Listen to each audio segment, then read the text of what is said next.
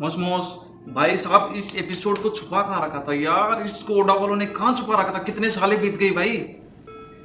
One piece वालों ने एक शॉर्ट मूवी की तरह इस एपिसोड को निकाला, स्ट्रॉन्ग वर्ल्ड एपिसोड 0।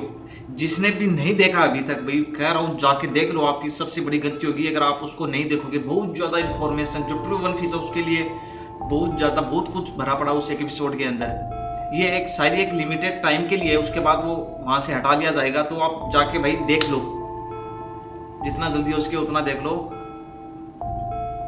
अब बात करें इस एपिसोड की, तो जो गोल्डन लोइन सिंकिया ये है कौन? सबसे पहले तो बता दूं, ये रॉक्स पायरेट का एक हिस्सा है। जिस तरीके से काइडो, बिग मॉम और व्हाइट बियर्ड थे, उसी तरीके से सिंकी भी है।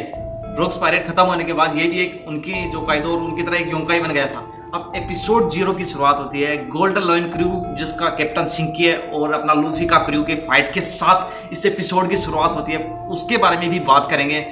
उससे थोड़ा सा आगे चलते ही आता है अपना गोल्डी रोजर और गोल्डन लोइन के बीच एक वार सेट थी। उनके बीच में बात हो रही थी कि गोल्डन लोइन जो सिंकी है वो एक्चुअली चाहता था कि गोल्डी रोजर को वो अपना राइट हैंड बनाए और पूरे वर्ल्ड को कॉन्कर करे। पर अपने गोल्डी रोजर भाई, उसका माइंडसेट अलग ही था। वो बंदा अकेला ऑल बाय हिमसेल्फ है, अपने क्रू के साथ पूरे वर्ल्ड को कॉन्कर करना चाहता था, और उस बंदे ने किया भी। जैसे ही जो नेवी वालों को पता चला कि जो गोल्डी रोजर है और सिंकी कांटेक्ट में आए हैं, तो उनको कैप्चर करने के लिए वहां से नेवी बेस से निकले मंकी डी ग्रेप और सेंगोकू शिप के साथ।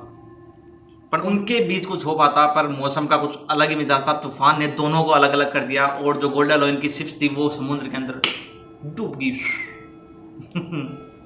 फिर 2 साल के अंदर अंदर भाई गोल्डी रोजर ने पूरे ग्रैंड लाइन पर कॉन्करर कर लिया, और वो घोषित हो गया पायरेट किंग।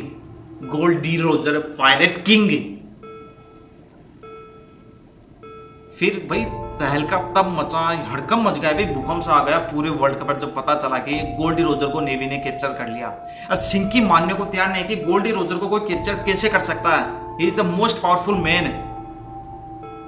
गोल्डी रोजर के अंदर बहुत ज्यादा पावर थी। सिंकी उसकी पावर की रिस्पेक्ट करता था। उसके लिए उसने नेवी बेस पर अटैक किया, पर वहां पर भाई मंकी डी ग्रेप था, उसने प्रिजन कर लिया सिंकी को। अब आ गया गोल्डी रोजर के एग्जीक्यूट का दिन उसके ही होम टाउन के अंदर।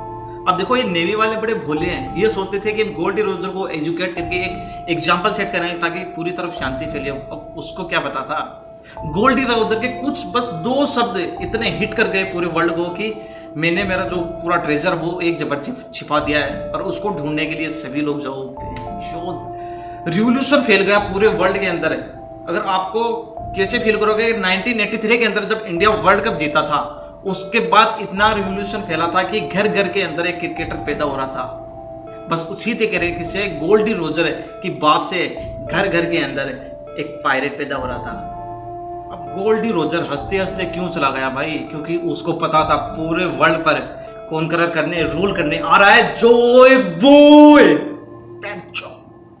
तभी वो हंसते हंसते गया था भाई। एक पायरेट इरा स्टार्ट करके गया वो। ये तो इनका पार्ट हो गया है।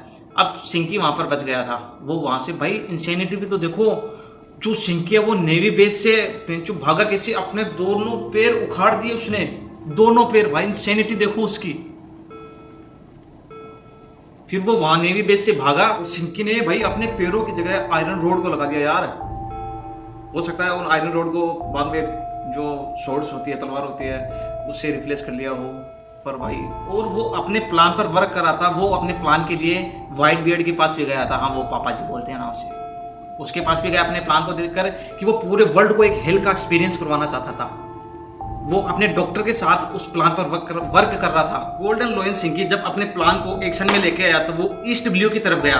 अब पहले ईस्ट ब्लू के अंदर था गोल्डी रोजर, और उसके जाने के बाद वहां पर था जॉय बॉय। वो अपने ईस्ट ब्लू की तरफ, अपने समुद्र की तरफ, अपने क्रू को कुछ नहीं होने देगा। ये था भाई सिंकी का जो भी था।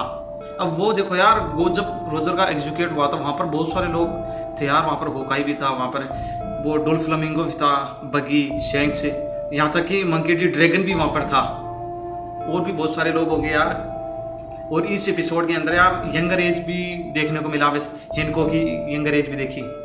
और जो शेंग का पायरेट क्रू कहाँ से स्टार्ट हुआ, उसका पहला बंदा कौन था? योसोप। हाँ, उस सब का फादर। अब आप बताओ कि लूफी का फर्स्ट क्रू मेंबर कौन था? बड़ा इजी है यार, बता दो, सबको पता है। और इस एपिसोड 0 में हमको देखने को मिला गया, हमने यंग एस को देखा था, वो नन्हा सा था यार, ग्रैंडपा के साथ देखा, तब उसके साथ साबू भी नहीं था और लूफी भी नहीं था। और क्या देखने को था यार उसमें? यार वो एक और था कि जब थोड़ा सा सीन आया था, वो सांजी की तरह दिख रहा था यार, वो छोटा बच्चा, और वहां पर बोला गया था कि crush child of pirate era. अभी तक यार कोई ज्यादा सांजी की तरफ इंडिकेशन नहीं गया कि ये क्रश चाइल्ड है उस पायरेट एरा का, तो कुछ चुरा छुपा के रखा है वहां पर ओडा ने उस एक बात के पीछे।